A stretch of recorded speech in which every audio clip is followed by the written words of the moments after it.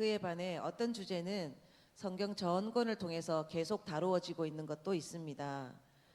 몇 권이나 혹은 몇 절에서 끝나지 않고 전권을 통해서 이야기하고 있다면 그것은 아마도 우리가 반드시 알아야 하는 굉장히 중요한 주제인 것 같습니다.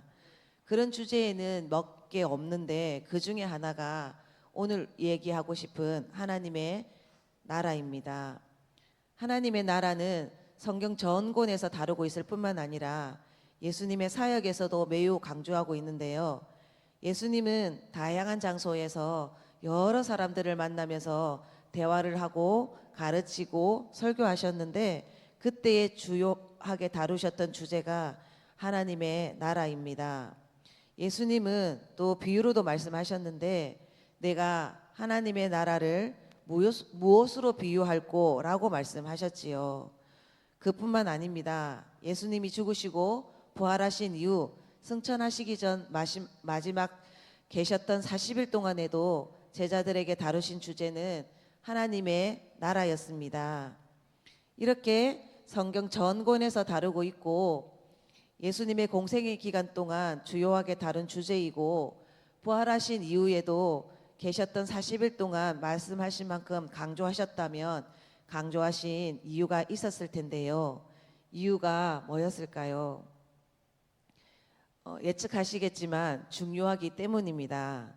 그리고 또 하나의 이유가 있는데 그 이유는 사람들이 하나님의 나라를 오해하고 잘못 알고 있었기 때문입니다. 그 당시 유대인들뿐만 아니라 예수님과 함께 지내며 먹고 자고 했던 제자들도 아니 어느 누구도 하나님의 나라를 정확하게 이해하지 못했기 때문에 하나님의 나라에 대해 잘못 알고 있었습니다. 그들이 가지고 있었던 오해는 두 가지로 첫째, 하나님의 나라는 하늘에 있다는 것이었습니다. 여기 있는 것이 아니다. 그리고 또 하나는 죽어야만 간다는 것이었습니다. 죽으면 다 끝나니 이 땅에선 참아라인 것입니다. 그리고 여기 있지 않다 이런 것이었죠. 제가 몇 주 전에 유치부에서도 이 하나님의 나라라는 주제로 설교를 했었습니다. 설교를 다 마치자 설교를 들었던 한 집사님이 제게 와서 이런 말을 하였습니다. 아니 전도사님, 하나님 나라는 죽어서 간다고 생각하고 힘든 일이 있을 때마다 천국에 갈 수 있다 소망을 가지면서 견뎠는데 죽어서 가는 것이 아니라니 제가 어떻게 이 이야기를 이해해야 하는 건가요? 유대인뿐만 아니라 예수님의 제자들조차도 가졌던 그 오해를 지금 동일하게 우리도 가지고 있음을 볼 수 있는 대목입니다. 여러분은 어떠십니까? 수많은 설교를 들었고 수없이 설교를 읽었는데 성경에서 말하고 있는 하나님의 나라를 정확하게 이해하고 계십니까? 성경 전반을 통해 강조하신 하나님의 나라는 무엇을 의미하는지 우리도 반드시 알 필요가 있기 때문에 오늘 우리는 예수님이 어떻게 말씀하고 계시는지 귀담아 듣고 점검해 보면 좋겠습니다. 어느 날 바리새인들이 예수님이 하나님 나라에 대해 전파하고 계시다는 이야기를 듣고 찾아와 질문을 합니다. 예수님, 하나님의 나라가 이 땅에 언제 임하나요? 그러자 예수님은 두 가지 대답을 해주십니다. 첫째 20절, 하나님의 나라는 볼 수 있는 형태로 임하는 것이 아니다. 그리고 둘째 21절에 하나님의 나라는 어느 곳에 있다고 말할 수 있는 것이 아니다. 하나님의 나라는 하늘에 있다라고 딱 꼬집어서 말하는 것이 아니래요. 하나님의 나라는 죽어서만 가는 곳이 아니래요. 그럼 도대체 어떤 곳이 하나님의 나라이고 어디에 있고 언제 어떻게 해야 임하나요? 그리고 하나님 나라가 임하면 어떻게 알 수 있나요? 이 이야기를 나누어 보겠습니다. 첫째, 어떤 곳이 그럼 하나님의 나라일까? 하나님의 나라는 하나님이 다스리는 곳입니다. 하나님의 다스림이 있는 곳이라면 그 어느 곳이나 우리가 오늘 찬양했던 것처럼 하나님의 나라가 되는 것이지요. 둘째, 그래서 그런 나라가 어디에 있나요? 하나님이 내 마음을 다스린다면, 다스리는 곳이라면 그 어느 곳은 어느 곳이든 내 마음에도 하나님의 나라는 있는 것입니다. 그렇다면 어떻게 해야 그 나라가 내 안에도 임할 수 있을까요? 만일 우리가 하나님 나의 마음에 오셔서 나를 다스려 주세요, 내 인생의 주인이 되어 주세요 라고 진실하게 말한다면 하나님은 반드시 오시는데 그때 바로 하나님의 나라는 시작되는 것입니다. 이 땅에서 하나님의 나라는 눈으로 볼 수는 없지만 하나님을 주인으로 모시는 자들에게는 하나님의 나라를 느낄 수 있게 됩니다. 내 마음에 임한 하나님의 나라를 어떻게 임하게 될까요?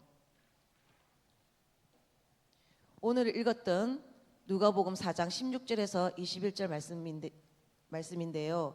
이 내용은 예수님이 첫 번째로 하신 설교입니다. 이 내용에 보면 하나님의 나라는 이런 일들이 일어난다고 말하고 있습니다. 18절인데요. 포로된 자는 자유를, 눈먼 자는 다시 보게 됨을, 눌려있던 자는 자유롭게 된다고 합니다. 하나님 나라가 임하면 이런 일들이 일어나게 되는데 그럼 언제 일어나나요? 내일일까요? 10년 뒤? 아니면 죽은 뒤일까요? 예수님은 그런 일들이 오늘 여기에서 이루어진다라고 말씀하고 계십니다. 주님이 가르쳐 주신 주기도문에도 나라가 임하라고 나라가 임하기를 구하라고 하셨습니다. 마태복음 6장 33절에도 너희는 먼저 그의 나라를 구하라고 말씀하셨지요. 우리는 무엇보다도 먼저 하나님의 나라가 내게 임하기를 기도해야 합니다. 뿐만 아니라 우리 부부 가운데도, 자녀 가운데도, 직장 가운데도, 질병이 있는 그곳에도 하나님이 다스리시는 나라가 임하기를 기도해야 합니다. 하나님 나라가 임하면, 즉 하나님이 다스리게 되면 나의 욕구를 무시하거나 버려야 하는 것이 아니라 나를 묶고 있는 올무로부터 자유롭게 해주신대요. 보이지 않았던 것이 보이게 된대요. 어떤 것이 중요한지 말입니다. 나를 억압하고 착취하겠다는 것이 아니라